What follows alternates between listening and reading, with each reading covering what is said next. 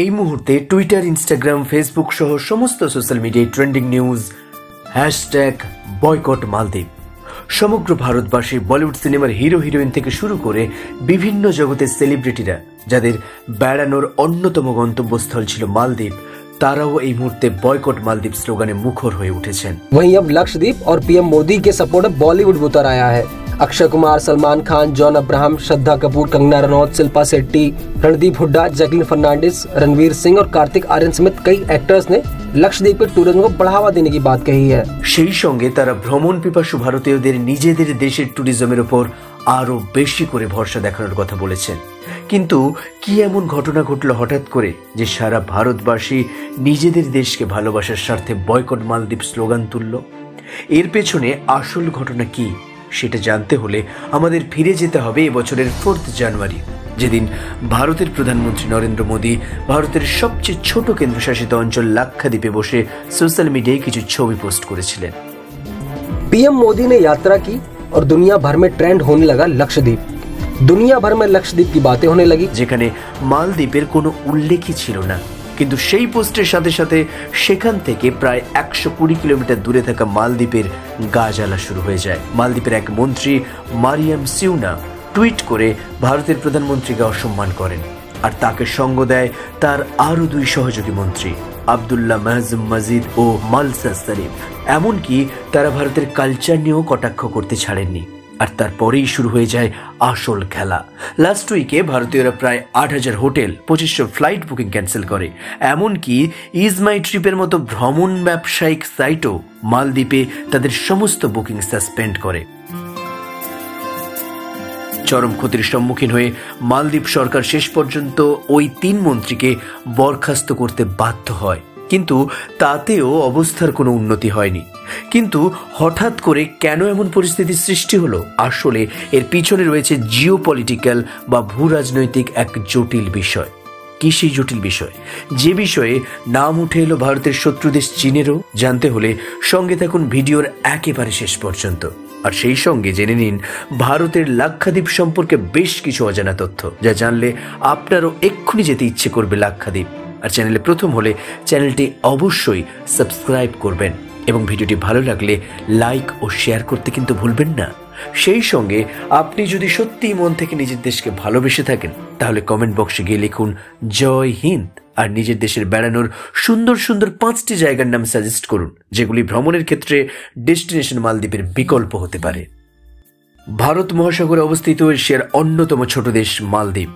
উত্তর থেকে দক্ষিণে প্রায় 1000-এরও বেশি দ্বীপ নিয়ে গঠিত এই দেশ, যার মধ্যে কেবল 187টি দ্বীপে মাত্র 5 লক্ষ মতো মানুষ বসবাস করে থাকেন।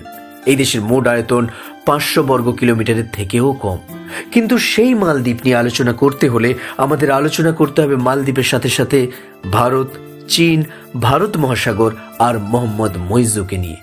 মোহাম্মদ মুইজু, যিনি 2023 সালের শেষের দিকে মালদ্বীপের 8ম প্রেসিডেন্ট পদে নির্বাচিত হন। আর তারপরেই ভারত নিয়ে তাদের দেশে ভারতের মিলিটারিদের উপস্থিতি নিয়ে কড়া ভাষায় সরব হন এবং সেই সঙ্গে ভারতের বদলে চীনকে প্রধান মিত্র দেশ হিসেবে গ্রহণ করেন। কিন্তু কেন হঠাৎ মালদ্বীপ অ্যান্টি ইন্ডিয়া স্লোগান তুলল, যেখানে দীর্ঘদিন ধরে ভারত নানাভাবে মালদ্বীপকে সাহায্য করে আসছে? যে ভারত 1965 সালে ইংরেজদের হাত থেকে মালদ্বীপের স্বাধীনতা লাভে মালদ্বীপকে নিঃস্বার্থভাবে সাহায্য করেছিল, যে ভারত 2004 সালে সুনামিতে চরমভাবে বিধ্বস্ত হয়ে যাওয়া মালদ্বীপের পুনরুত্থানে সাহায্য করেছিল, যে ভারত 2008 সালে মালদ্বীপের প্রথম ডেমোক্রেসি সরকার গঠনে ইলেকট্রাল ভোটিং মেশিনের মাধ্যমে সাহায্য করেছিল, যে ভারত 2009 সালে মালদ্বীপের কথায় মালদ্বীপের নিরাপত্তার কথা মাথায় রেখে মালদ্বীপে নিজেদের সেনা পাঠিয়েছিল, মালদ্বীপকে হেলিকপ্টার দিয়ে সাহায্য করেছিল, যে ভারত 2014 সালে অপারেশন নীরের মাধ্যমে মালদ্বীপে ঘটা ভয়ঙ্কর পানীয় জলের সংকটে সবার প্রথম মালদ্বীপের পাশে দাঁড়িয়েছিল, যে ভারত করোনার সময় প্রথমেই করোনার ভ্যাকসিন মালদ্বীপে পাঠিয়েছিল, যে ভারতের প্রায় 2 লক্ষেরও বেশি মানুষ কেবল 2023 সালেই ট্যুরিস্ট হিসেবে মালদ্বীপে গিয়ে মালদ্বীপের অর্থনৈতিক উন্নতিতে দৃঢ়ভাবে সহযোগিতা করেছিল, যাদের জিডিপি এর 28% আসে ভারত থেকে। সেই দেশের বিরুদ্ধে মালদ্বীপের এমন আচরণের কারণ কি? আসলে সম্প্রতি চীন এশিয়াতে তাদের নিজেদের একচ্ছত্র আধিপত্য বজায় রাখতে এক বিশেষ ধরনের পদ্ধতি গ্রহণ করেছে। তারা টার্গেট করছে তাদের প্রধান প্রতিবেশী শত্রু দেশ ভারতের চারপাশে থাকা ছোট ছোট দেশগুলিকে লোন দিয়ে সাহায্য করার নামে তাদেরকে ঋণের বোঝায় জর্জরিত করে তোলা, আর তারপর সেই দেশগুলিকে ঋণের ফাঁদে ফাঁসিয়ে ভারতের বিরুদ্ধে ব্যবহার করা। যার নবতম সংযোজন মালদ্বীপ, যে দেশকে নিয়ে ভারত এবং চীনের দড়ি টানাটানি অনেক দিন থেকেই চলছে। কিন্তু কেন ছোট্ট এই দেশকে নিয়ে ভারত এবং চীনের মতো মহাশক্তিধর দেশ কেন এত চিন্তিত? তার প্রধান 3টি কারণ রয়েছে। 1, মেরিটাইম ট্রেড বা উপকূলবর্তী ব্যবসা। আসলে ভারত এবং চীন দু দেশকেই জ্বালানি হিসেবে তেল বাইরে থেকে আমদানি করতে হয়, আর সেক্ষেত্রে উভয় দেশেরই প্রধান আমদানির রাস্তা হলো ভারত মহাসাগর। আর দুই দেশই তাদের প্রয়োজনের 80% তেলের আমদানি ভারত মহাসাগরের মধ্যেকার রুট ধরেই করে থাকে। তাই ভারত মহাসাগরের উপর কর্তৃত্ব দুটি দেশকেই বাড়তি সুবিধা দিতে পারে। আর সেক্ষেত্রে আমদানির মহাসাগরীয় জলজ রাস্তায় মালদ্বীপের অবস্থান খুবই গুরুত্বপূর্ণ, কারণ মালদ্বীপ সবচেয়ে বিজি সি লিঙ্ক SLOC বা সি লেন অফ কমিউনিকেশনের কাছে অবস্থিত। তাই মালদ্বীপের উপর নিজেদের অস্তিত্ব বেশি করে কায়েম করার অর্থ ব্যবসায়িক ক্ষেত্রে নিজেদের বাড়তি সুবিধা আদায় করা। 2, গুরুত্বপূর্ণ ধাতব বস্তুর উপস্থিতি। উত্তর থেকে দক্ষিণে প্রায় 800 কিলোমিটার পর্যন্ত মালদ্বীপ দেশটির বিভিন্ন দ্বীপ অবস্থিত। এক্ষেত্রে এক্সক্লুসিভ ইকোনমিক জোন বা EEZ মালদ্বীপের অনেকটাই বড়। ভবিষ্যতে সারা বিশ্ব জুড়ে যে গ্রিন টেকনোলজি চালু করার কথা চলছে, দূষণ কমিয়ে গ্রিন টেকনোলজির মাধ্যমে পৃথিবীকে পরিচালিত করার চেষ্টা হচ্ছে, তাতে ব্যবহৃত বেশিরভাগ ধাতব বস্তুই মালদ্বীপ থেকে পাওয়া যায়। তাই ভবিষ্যতে ক্রুসিয়াল মিনারেলস পাওয়ার ক্ষেত্রে মালদ্বীপ অন্যতম একটি প্রধান দেশ হতে চলেছে।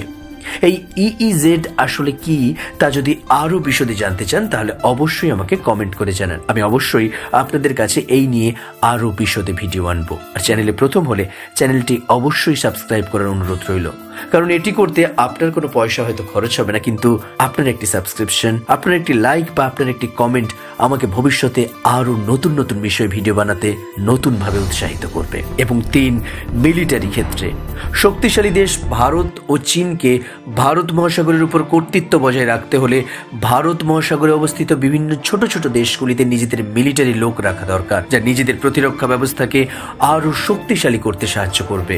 আর সেক্ষেত্রে মালদ্বীপ হলো এমন একটি দেশ যেখানে ভারত বা চীন যে দেশ নিজেদের মিলিটারি লোক রাখতে পারবে তার প্রতিরক্ষা ক্ষেত্রে বাড়তি সুবিধা পাবে। আর বর্তমানে মালদ্বীপ সরকারের চীনের সাথে অধিক সখ্যতার পাল্টা হিসেবে ভারত মালদ্বীপের কাছাকাছি অবস্থিত ভারতের অন্যতম কেন্দ্রশাসিত অঞ্চল লাক্ষাদ্বীপকে বেশি করে গুরুত্ব দিতে চাইছে।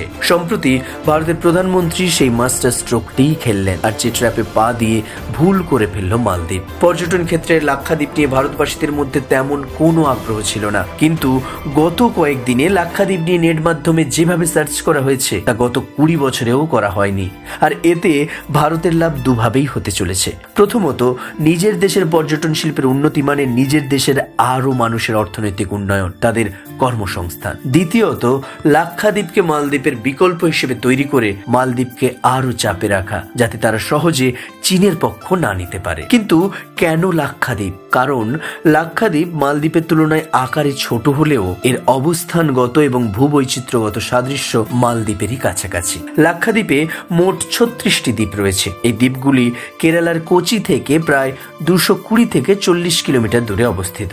যদিও কিছুদিন আগে পারালি দ্বীপটি ডুবে যাওয়ার কারণে বর্তমানে এখানে 35টি আইল্যান্ড রয়েছে, আর এর মোট আয়তন 32 বর্গ কিলোমিটার। এর মধ্যে 10টি দ্বীপে মানুষ বসবাস করে। 2011 সালের সেন্সাস অনুযায়ী এখানে প্রায় 64,473 জন মানুষ বসবাস করেন। কাভারাত্তি হলো এই কেন্দ্রীয় শাসিত অঞ্চলের রাজধানী। বর্তমানে এই অঞ্চলের গুরুত্ব ভূ রাজনৈতিকভাবে বৃদ্ধি পাওয়ার কারণে এখানে পর্যটন শিল্পে দারুণ উন্নতি পরিলক্ষিত হচ্ছে। পৃথিবীর সবচেয়ে ক্লিনেস্ট দ্বীপগুলির লিস্টে লাক্ষাদ্বীপের 2টি দ্বীপও কিন্তু রয়েছে। এখানকার বিচগুলির সৌন্দর্য, সামুদ্রিক বৈচিত্র্য এবং ইন্ডিয়া, আফ্রিকা এবং আরবের মিক্সড ইউনিক কালচার এই অঞ্চলের প্রতি পর্যটকদের আকর্ষণ দিন দিন বৃদ্ধি করছে। এমনকি টাটা গ্রুপ তাদের লাক্সারিয়াস হোটেল এবং রিসর্ট বানাতে চলেছে চলেছে এই লাক্ষাদ্বীপে। আর সম্প্রতি ভারত ঘোষণা করলো 1156 কোটি টাকা, যা লাক্ষাদ্বীপের ডেভেলপমেন্টে খরচ করা হবে। তাই আগামী দিনে লাক্ষাদ্বীপ যে এশিয়ার এক অন্যতম সুন্দর পর্যটন প্লেসে পরিণত হতে চলেছে সে বিষয়ে কোনো সন্দেহ নেই। আগামী দিনে ভারত পর্যটন শিল্পে আরো উন্নতি লাভ করুক। আন্দামান, নিকোবর, লাক্ষাদ্বীপ সহ আরো বিভিন্ন দ্বীপ অঞ্চলগুলি পরিকাঠামো দিক থেকে, টুরিস্ট ফ্রেন্ডলি স্ট্রাকচারের দিক থেকে, চিপ হোটেলের সহজলভ্যতার দিক থেকে আরো উন্নতি লাভ করবে, সেই আশা করতেই পারি। আর সেই আশাকে সঙ্গে নিয়ে আজকের মতো টাটা, জয় হিন্দ।